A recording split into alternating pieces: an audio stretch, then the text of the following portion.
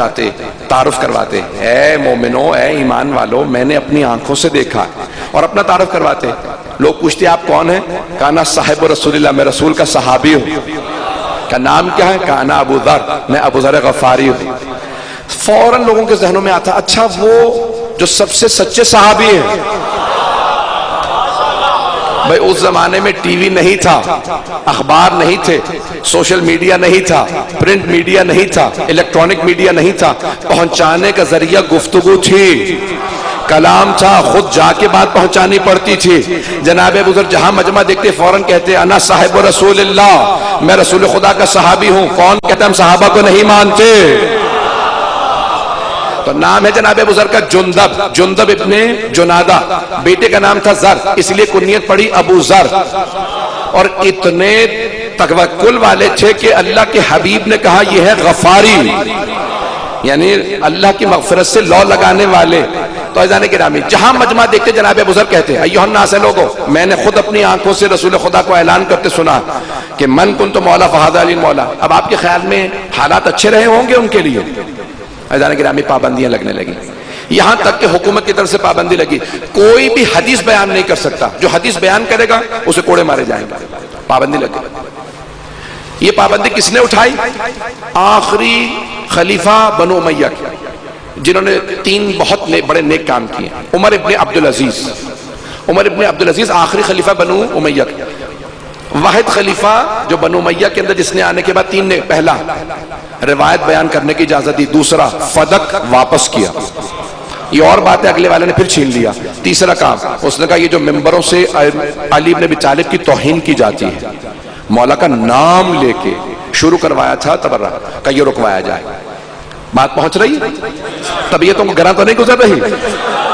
عزیزان گرامی جناب ابو ذر نے دیکھا پابندیاں، آپ نے پابندی کی پرواہ نہیں کی. لوگ کہنے لگے ابو ذر آپ نے سنا نہیں حکومت نے کہا پابندی ہے؟ کہا میں پابندیاں نہیں مانتا. اب سمجھ میں آیا یہ ہم عزاداری کی پابندیاں کیوں نہیں مانتے؟ حق والے پابندیاں غلط ہو تو مقابلہ کرتے ہیں. عزیزان گرامی جناب ابو ذر نے کہا میں حکومتوں کی پابندیاں نہیں مانتا، میں علی کے فضائل ایسے ہی پڑھتا رہوں گا، سناتا رہوں گا. احادیث سناتے، پابندیاں لگتی رہیں، یہاں تک کہ ایک ایسا دور آیا، تیسرا دور آیا کہ جہاں پہ انہیں ملک بدر کر دیا گیا اور شام بھیجا گیا. اگر سنیں گے میں پیش کروں گا، اگر سارا مجمع ہے میرے ساتھ، یہ اگر سننا چاہتے ہیں تو اونچی آواز سے صلوات پڑھیں گے، نہیں تو میں ختم کر دیتا ہوں.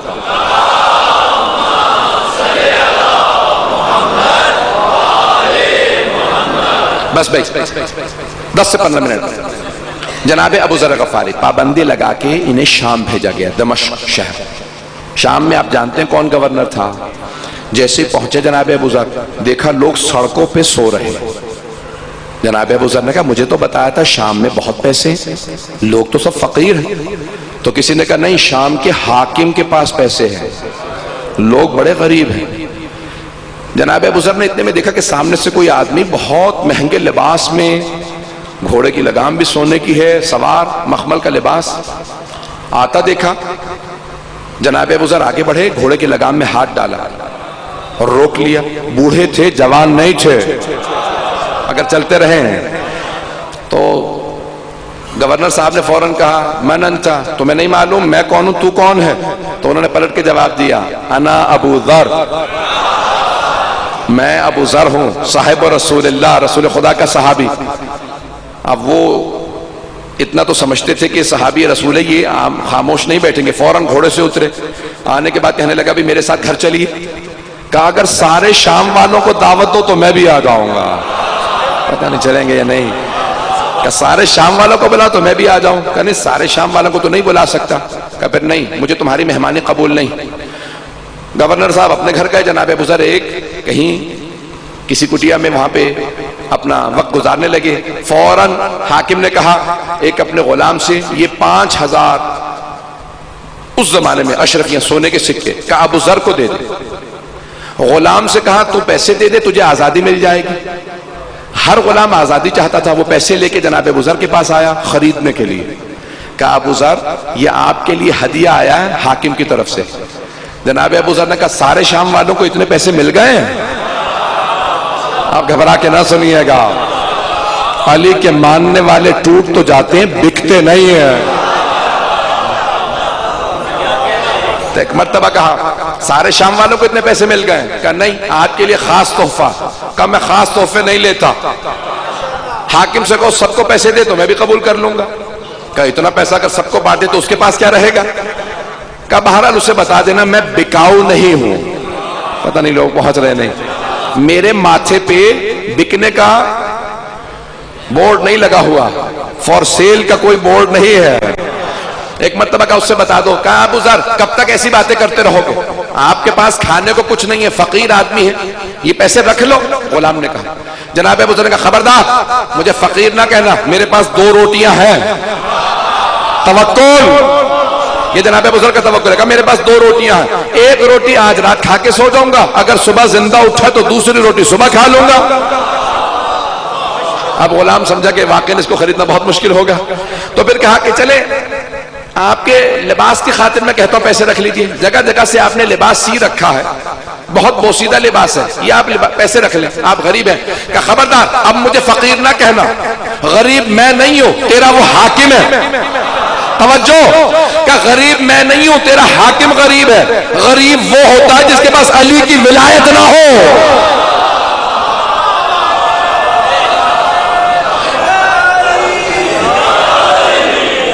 غریب وہ ہوتا ہے جس کے پاس علی کی ولایت نہ ہو۔ میں بہت امیر ہوں، ہم حضرت امیر کے ماننے والے ہیں۔ تو ایک مرتبہ اب وہ غلام سمجھ گیا کہ کچھ نہیں ہو سکتا، اس نے فوراً ایک جملہ کہا میری آزادی کی خاطر یہ پیسے رکھ لے، میں آزاد ہو جاؤں گا۔ تو جناب ابو ذر نے کہا واہ، تجھے آزاد کرانے کی خاطر میں غلام بن جاؤں؟ بس بھائی وہ غلام اٹھا واپس آیا، ابھی میرے منہ سے نام نکلنے والا تھا۔ شام کے حاکم سے کہا کہ بھئی یہ پیسے واپس لے آیا۔ کہا کیا ہوا؟ کہا ابو ذر نہیں بکے گا۔ کہا تم نے کوشش کی ہے؟ کہا ہاں بہت۔ کہا کسی اور کو بھیجوں؟ کہا اگر میں نہیں خرید سکا تو کوئی نہیں خرید سکتا، یہ علی کی ولایت کو نہیں چھوڑے گا۔ کہا پھر اس کو وہاں سے شام سے باہر نکال دیا جائے، کیونکہ یہ سب کو ہمارا باغی بنا دے گا، سب کو علی کی ولایت کی تبلیغ کرے گا۔ اسی لیے میں کہہ رہا تھا وتواصوا بالحق، حق کا ماننا کافی نہیں، دوسروں کو تلقین کرنا ضروری ہے۔ بس بھائی جناب ابو ذر نے ایک مرتبہ جب حاکم سے سنا کہ اس نے فیصلہ کیا کہ واپس چلے جائیں، جناب ابو ذر کو سامان باندھ کے واپس بھیج دیا گیا۔ جناب ابو ذر جب واپس آئے نا تو اونٹ کی کھال سخت ہوتی ہے، تو ان کی پوری ٹانگیں زخمی تھیں، بغیر پالان کے اونٹ پہ انہیں باندھ کے سوار کیا تھا۔ جب واپس آئے تو تاریخ میں کھڑے نہیں ہو سکتے تھے، لیکن پہلے ہی دن جب ناانصافی دیکھی تو بول اٹھے، کہا یہ سیرت رسول خدا نہیں۔ قاضی نے کہا آپ اعتراض کرنے والے کون؟ کہا نا ابو ذر صاحب رسول اللہ، میں صحابی رسول ابو ذر غفاری۔ کہا جانتے ہیں میں قاضی ہوں، مجھے خلیفہ نے قاضی بنایا؟ کہا میں نہیں جانتا خلیفہ کو، میں رسول خدا کو جانتا ہوں۔ کہا غلط کام ہوگا تو میں اعتراض کروں گا۔ قاضی نے کہا کہ انہیں فوراً گرفتار کر لو۔ چل نہیں پا رہے تھے لیکن گرفتار ہو گئے۔ حق کا ماننے والا ایسا ہوتا ہے۔ گرفتار ہوئے، فوراً حاکم کے یعنی خلیفہ کے پاس لائے گئے۔ کیا بات ہے؟ ابو ذر واپس آ گیا؟ کہا آیا نہیں ہوں، بھیج دیا گیا۔ کہا اب کیا معاملہ ہے؟ قاضی نے کہا بھی آتے ہی اعتراض کر رہے ہیں کہ میرا فیصلہ غلط ہے۔ کہا بھئی ابو ذر کیا معاملہ ہے؟ پہلا ہی دن ہے پھر دوبارہ اعتراض شروع کر دیے۔ کہا یہ سیرت رسول خدا نہیں ہے، یہ فیصلہ غلط ہو رہا تھا۔ کہا تم مجھے بتاؤ گے، مجھے سکھاؤ گے؟ سکھانے والے کون ہو؟ کہا سنو، میں نے خود رسول خدا سے سنا ہے کہ اے ابو ذر جب میرے ممبر پہ بنو امیہ آ جائیں تو میرے دین کی فاتحہ پڑھ لینا۔ وہ جو بیٹھے تھے وہ بھی بنو امیہ میں سے تھے، تو انہوں نے کہا تم نے رسول خدا پہ جھوٹ کی نسبت دی ہے، ابو ذر 80 کوڑے ہیں اس پہ۔ جناب ابو ذر نے کہا نہ مجھے جھوٹ بولنے کی عادت ہے نہ شوق، جو کہہ رہا ہوں وہ سچ ہے، بس بھئی مکمل کر رہا ہوں۔ کہا ابو ذر اسی وقت گواہ لے کے آؤ اس حدیث کا، نہیں تو سزا ملے گی۔ اس وقت بہت سے لوگ بیٹھے تھے، جناب ابو ذر مخاطب ہوئے، کہا آپ سب موجود تھے، پیغمبر نے تنہائی میں نہیں کہا تھا، سب کے سامنے مجھ سے کہا تھا، بنو امیہ کے متعلق حدیث سب کے سامنے کہی تھی، آپ موجود تھے، کیوں نہیں گواہی دیتے؟ سب خاموش رہے۔ جناب ابو ذر نے کہا آپ سب کی خاموشی بتا رہی ہے کہ سب کو یاد ہے، اگر یاد نہ ہوتا تو کہہ دیتے کہ نہیں ہم نے نہیں سنا، آپ جھوٹ بول رہے ہیں. یہ خاموشی بتا رہی ہے ہمت کسی میں نہیں ہے. پتہ نہیں بات پہنچی ہے نہیں پہنچی. ایک مرتبہ حاکم نے کہا کہ اسی وقت مجھے گواہ چاہیے. جناب ابو ذر نے کہا تھوڑی مہلت دو، میں گواہ لے کے آتا ہوں. جناب ابو ذر اسی در پہ گئے جس در پہ ہر مشکل کی مشکل کشائی ہوتی تھے. آنے کے بعد دروازے پہ دستک دی. جناب امیر نے دروازہ کھولا، جناب ابو ذر کو سینے سے لگایا. کہا ابو ذر واپس تشریف لے آئے؟ اہلاً و سہلاً. کہا مولا مجھ پہ وقت آن پڑا، میرے ساتھ آئیے. کہا ابو ذر آپ پہ مصائب ہو علی نہ آئے؟ کہا ابو ذر میں آپ کے ساتھ چلوں گا. مولا فوراً دربار میں آئے اور آنے کے بعد کہا ابو ذر سچ کہہ رہے ہیں. جیسے کہا ابو ذر سچ کہہ رہے ہیں تو خلیفہ نے کہا یا علی، پیغمبر نے حکم دیا دونوں کی بات سنو پھر فیصلہ کرو. آپ نے صرف ابو ذر کی سنی اور فیصلہ کر دیا، میری بات تو سنتے پھر فیصلہ کرتے. مولا نے کہا سنی میں نے ابو ذر کی بھی نہیں ہے، سنی میں نے ابو ذر کی بھی نہیں. کہا پھر فیصلہ کیسے دیا کہ ابو ذر حق ہے؟ کہا میں نے پیغمبر کی حدیث کو سنا ہے، ما ذلت الغبرا، نہ آسمان نے سایہ کیا نہ زمین نے اٹھایا، اتنا سچا جتنا کہ ابو ذر. جب صادق نبی نے ایسی حدیث کہہ دی تو مجھے یقین ہے ابو ذر جو کہہ رہے ہیں وہ سچ ہے. ایک مرتبہ خلیفہ نے کہا ابو ذر آج آپ جا سکتے ہیں کیونکہ آپ گواہ لے آئے ہیں. عزیزان گرامی جناب ابو ذر اس دن چلے گئے، لیکن اس کے چند ہی دنوں بعد ایک پابندی لگی، پورے شہر میں کرفیو لگایا گیا. کرفیو سمجھتے ہیں؟ ناکہ بندی ہو گئی، کوئی گھر سے باہر نہ نکلے. ابو ذر کو نکال دو. جناب ابو ذر کا سارا سامان اٹھا کے سڑک پہ پھینک دیا، گھر کے جانور پرندوں تک کو سڑک پہ پھینک دیا. جناب ابو ذر کی ایک بیٹی تھی ایک بیٹا، زوجہ. ایک مرتبہ کہا ابو ذر جہاں سے آئے تھے ربضہ سے، ربضہ واپس چلے جائیں، آپ کو ملک بدر کیا جاتا ہے، مدینے میں واپس نہ آنا، بس یہ آخری بار ہے. جناب ابو ذر کا سارا سامان سڑک پہ پڑا تھا، ناکہ بندی تھی، کوئی ملنے نہیں آ سکتا تھا. نہج البلاغہ میں خطبہ نمبر 139 ظاہر.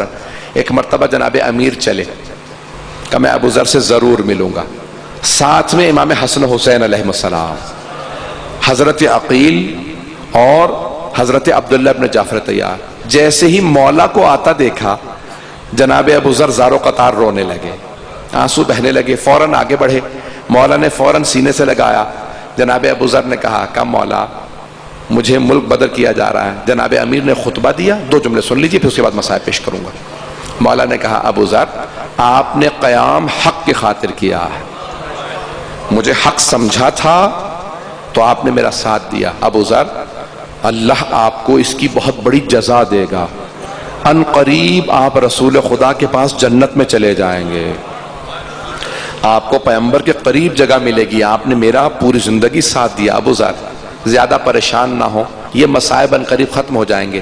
جناب ابو ذر نے رو کے جملہ کہا مولا ان مصائب پہ اتنا رونا نہیں آتا جتنا آپ کی جدائی پہ آتا ہے. آپ سے جدائی مجھے بہت رلاتی ہے.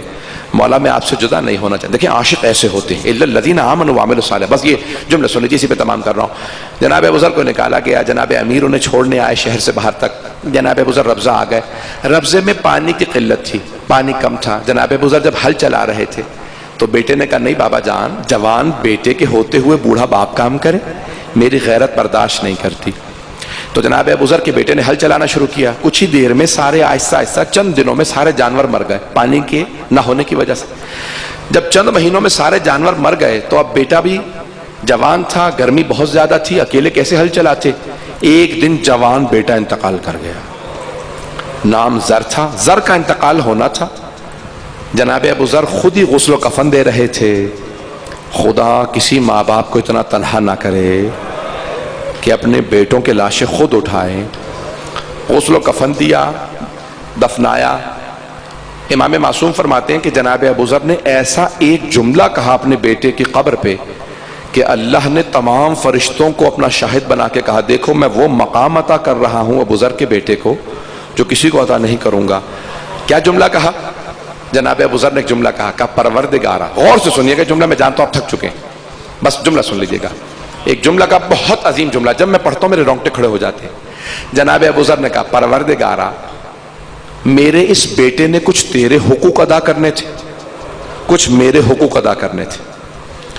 پروردگارا میں خود گواہی دے رہا ہوں، میرے بیٹے نے میرے حقوق ادا کرنے میں کوتاہیاں کی ہیں، کمزوری رہی، تو مجھے پورا یقین ہے تیرے حق ادا کرنے میں بھی کوتاہیاں کی ہوں گی، لیکن پروردگارا میں مخلوق ہوں، میں نے اپنے سارے حق بیٹے کو معاف کر دیے، تو خالق ہے، تو بھی معاف کر دے۔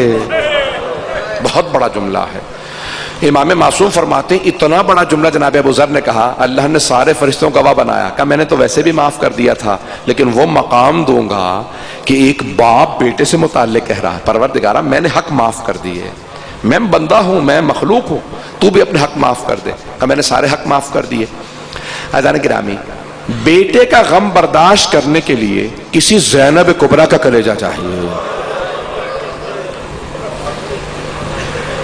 جناب ابو ذر کی زوجہ مسلسل بیٹے کی قبر پہ بیٹھی روتی رہتی تھی، جانتے کیا کہتی تھی؟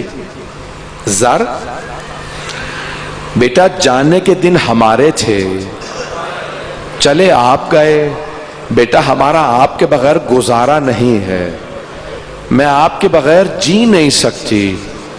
روایت میں ہے کہ جناب ابو ذر کی جو زوجہ تھیں وہ چند ہفتے یا چند دن زندہ رہیں، اس کے بعد انتقال کر گئیں، کیونکہ بیٹے کا غم برداشت نہیں کر سکیں۔ جب زوجہ کا انتقال ہوا جناب ابو ذر نے زوجہ کو بھی دفنایا، بیٹی چھوٹی تھی، بیٹی نے کہا بابا آپ بھی بیمار ہو گئے، یہ کیا حالت بنا رکھی ہے، بابا آپ کے بعد میرا کیا ہوگا؟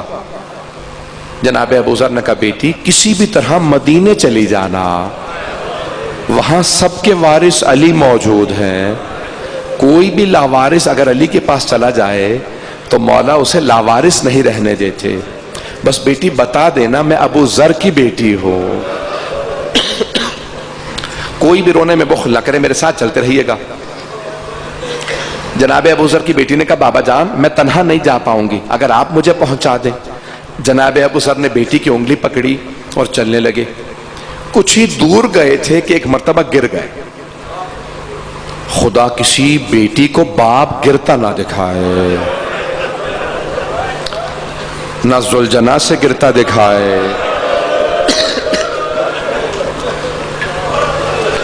اجرکم اللہ۔ بس بھی جیسے جناب ابو ذر گرے تو دیکھا پتلیاں چڑھ رہی ہیں، جناب ابو ذر میں دم نہیں۔ بیٹی نے کہا بابا تھوڑی اور ہمت کیجئے، کہا بیٹی میری ٹانگوں میں دم نہیں ہے، میں چل نہیں سکتا۔ کہا بابا جان میں بچی ہوں، میں آپ کو غسل و کفن نہیں دے سکوں گی۔ کہا بیٹی پریشان ہونے کی بات نہیں ہے، مجھ سے سچے نبی نے وعدہ کیا تھا ابو ذر آپ کو کوفے کے بہترین مومنین غسل و کفن دیں گے۔ بیٹی بس ایک بات کا خیال کیجئے گا، جب میں مر جاؤں تو جہاں سے قافلے گزرتے ہیں نا آپ اس راستے میں جا کے بیٹھ جائیے گا، جب قافلہ آتے دیکھیں تو کہیے گا قافلے والوں رک جاؤ، یہاں قریب میں صحابی رسول کا جنازہ پڑا ہے، کسی نے غسل و کفن نہیں دیا، کسی نے ابو ذر کو کفن نہیں دیا، دفنایا نہیں ہے، بس بیٹی اتنا کہہ دینا۔ اتنے میں جناب ابو ذر کی روح پرواز کر گئی۔ جنازوں کی زینت بیٹیاں ہوا کرتی ہیں، بیٹیاں بیان کرتی ہیں نا۔ جناب ابو ذر کی بیٹی رونے لگی، بلند آواز سے رو رہی تھی، رو رو کے کہتی تھی پروردگارا میں یتیم ہو گئی۔ بس ایک مرتبہ جناب ابو ذر کی بیٹی رو رہی تھی، اگر دیکھ سکے تو میری طرف دیکھیے گا، جناب ابو ذر کی بیٹی کے پاس ایک رومال تھا بڑا، انہوں نے فوراً رومال کھولا، بابا کے چہرے پہ ڈال دیا۔ جانتے ہیں کیوں؟ کہیں دھوپ نہ پڑتی رہے۔ چہرے پہ رومال رکھا، آنسوؤں کو صاف کیا، روتی ہوئی اٹھے، کہا بابا میں ابھی کسی کو بلا کے لاتی ہوں، آپ کے لاشے کو چھوڑ کے جا رہی ہوں لیکن ابھی کسی کو لاتی ہوں، کوئی غسل و کفن دے دے۔ بس میں جناب ابو ذر کی بیٹی گئی، جہاں سے قافلے گزرتے تھے نا وہاں راستے میں بیٹھ گئے۔ اتنے میں جناب ابو ذر کی بیٹی نے دیکھا دور سے قافلہ آ رہا، فوراً کھڑی ہو گئی، کہا قافلے والوں رک جاؤ، یہاں قریب میں جنازہ پڑا ہے صحابی رسول ابو ذر غفاری کا۔ ایک مرتبہ سارے قافلے والے اترے، سب سے پہلے قافلے میں جو سب سے آگے تھے وہ آئے، ان کا نام تھا مالک اشتار۔ انہوں نے ایک مرتبہ کہا کیا بات ہے بیٹی، کس کا جنازہ پڑا؟ بچی رونے لگی۔ بچی نے رو کے کہا میرے بابا کا جنازہ پڑا ہے. کہا نام کیا تھا بابا کا آپ کے؟ کہا میرے بابا کا نام ابو ذر غفاری تھا. جناب مالک اشتر رونے لگے. ارے صحابی رسول کا جنازہ پڑا ہے؟ کہا کسی نے غسل و کفن نہیں دیا. جناب مالک اشتر رونے لگے. سب چلے ساتھ میں. جانتے ہیں اور کون کون تھا؟ جناب عبداللہ ابن مسعود تھے. بڑے بڑے جلیل القدر صحابہ تھے، اصحاب تھے. سب آئے، سب میں لڑائی ہونے لگی.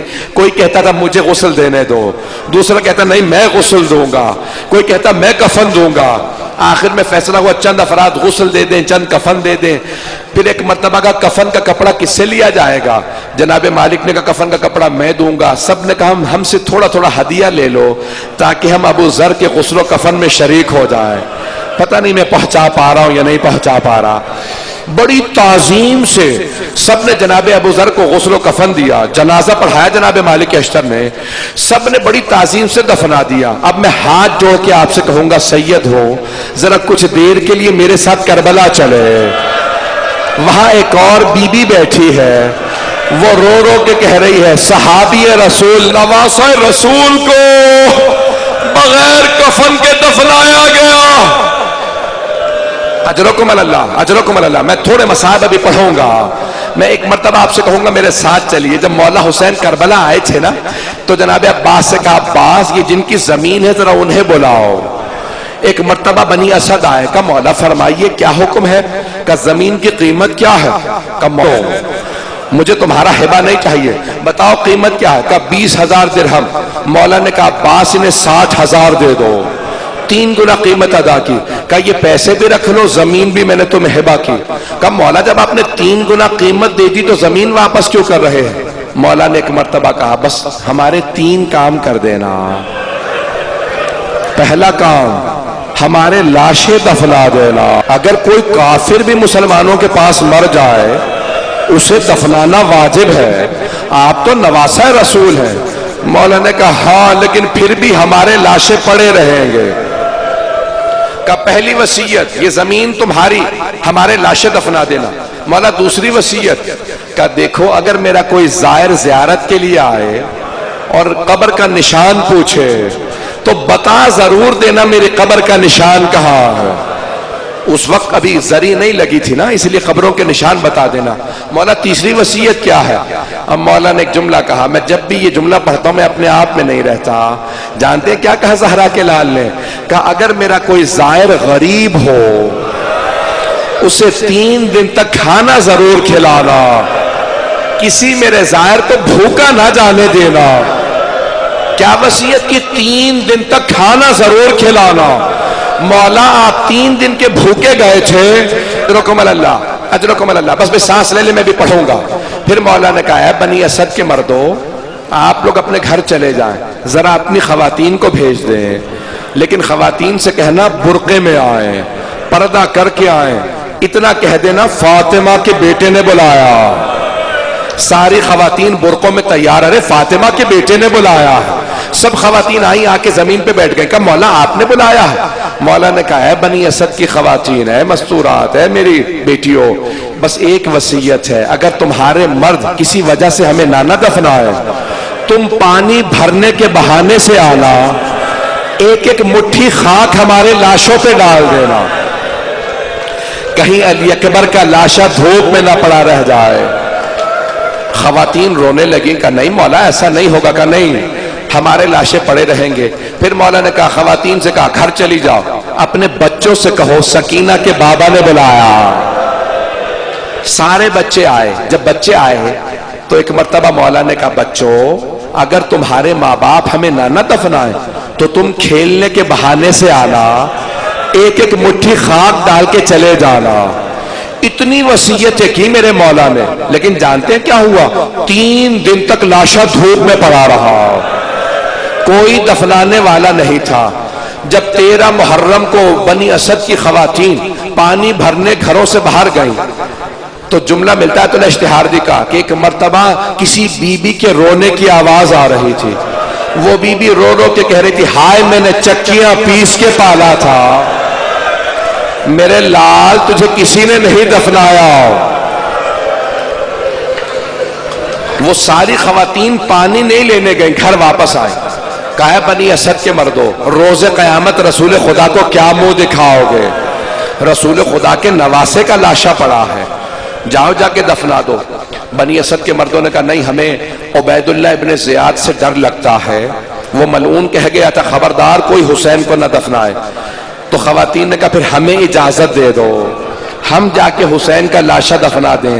مولا آپ کتنے غریب ہو گئے ہیں، خواتین آپ پہ غیرت کھا رہی ہیں۔ بنی اسد کے مردوں نے کہا نہیں تم لوگ رک جاؤ، ہم جائیں گے۔ ایک مرتبہ بنی اسد کے سارے مرد آئے، جب دفنانے آئے نا تو دیکھا کسی لاشے کا سر نہیں ہے۔ اب کیسے دفنائیں؟ کون سا بابا کا لاشا ہے، کون سا بیٹے کا، کون سا آقا کا لاشا ہے، کون سا غلام کا؟ پریشان کھڑے تھے۔ دیکھا اتنے میں کوفے کی جانب سے کوئی سوار آ رہا، وہ سوار اپنی سواری سے اترا، سارے لاشوں کے درمیان سے ہوتا ہوا ایک لاشے کے پاس آ کے کھڑا ہوا۔ کچھ دیر تک وہ سوار روتا رہا، پھر ایک مرتبہ اس نے اپنے آپ کو لاشے پہ گرا دیا، سینے کو سینے سے ملایا، رو کے کہا بابا آپ کے بعد میری پھپھیوں کی چادریں چھینی گئی، بابا میری چھوٹی سی بہن کو بڑے تماچے لگے، بابا میرے گلے میں توق پہنایا گیا، بابا میرے پاؤں میں بیڑیاں پہنائی گئی، بابا میرے ہاتھوں میں زنجیریں باندھی گئی۔ آخری جملے سن لیجئے، 2 سے 4 منٹ کی زحمت دوں گا بس بھائی۔ میرے مولا نے ایک مرتبہ بتایا بنی اسد کے مردوں میں تمہیں لاشوں کے نام بتاتا جاتا ہوں، تم دفناتے جاؤ۔ مولا سجاد نے کہا وہ جو سامنے لاشا پڑا ہے وہ حبیب کا ہے۔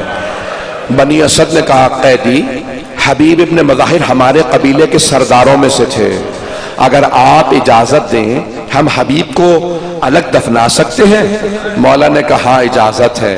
ایک مرتبہ انہوں نے الگ سے جناب حبیب کی قبر بنائی، مولا ایک ایک لاشا بتاتے گئے، وہ دفناتے گئے۔ اب سب میری طرف دیکھیے گا، آخری جملے پیش کر رہا ہوں۔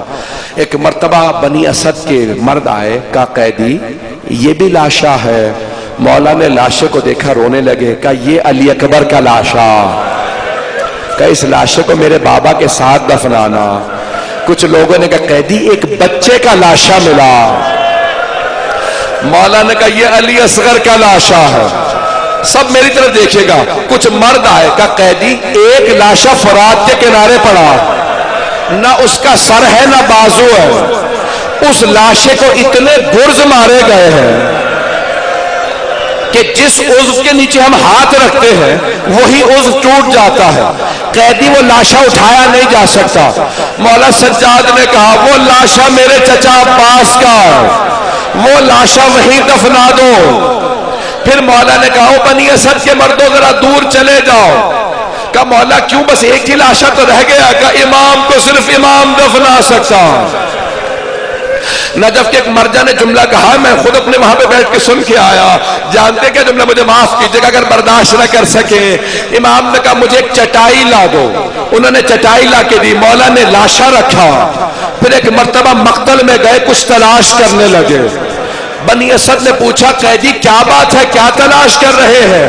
کہ میرے بابا کے لاشے پہ گھوڑے دوڑائے گئے، میں آزاد تلاش کر رہا ہوں۔ مولا نے سارے آزاد جمع کیے، چٹائی پہ رکھے۔ پھر ایک مرتبہ مدینے کا رخ کیا، کہ یا جدہ یا رسول اللہ میری مدد کیجئے۔ پھر کوفے کا رخ کیا، نجف کا رخ کر کے کہا یا جدہ یا امیر المؤمنین۔ پھر جنت البقیع کا رخ کر کے کہا اے میرے چچا حسن مجتبی مدد کیجئے۔ بہت بزرگ عالم دین انتقال کر کے ان کے اصحال سوال کا بس ایک جملہ، وہ فرماتے تھے مرحوم کٹے ہوئے گلے کے نیچے رسول عربی نے ہاتھوں کو رکھا، ٹوٹی ہوئی پسلیوں کے نیچے علی مرتضیٰ نے ہاتھوں کو رکھا، ٹانگوں کے نیچے حسن مجتبی نے ہاتھوں کو رکھا۔ بڑی تعظیم سے امام حسین کا لاشا اٹھایا، امام سجاد قبر میں اترے۔ جب لاشا لینے لگے ایک بی بی پاس میں کھڑی تھی، کہتی تھی سجاد آرام سے لاشا لینا، میرا لال بڑا زخموں سے چور چور ہے۔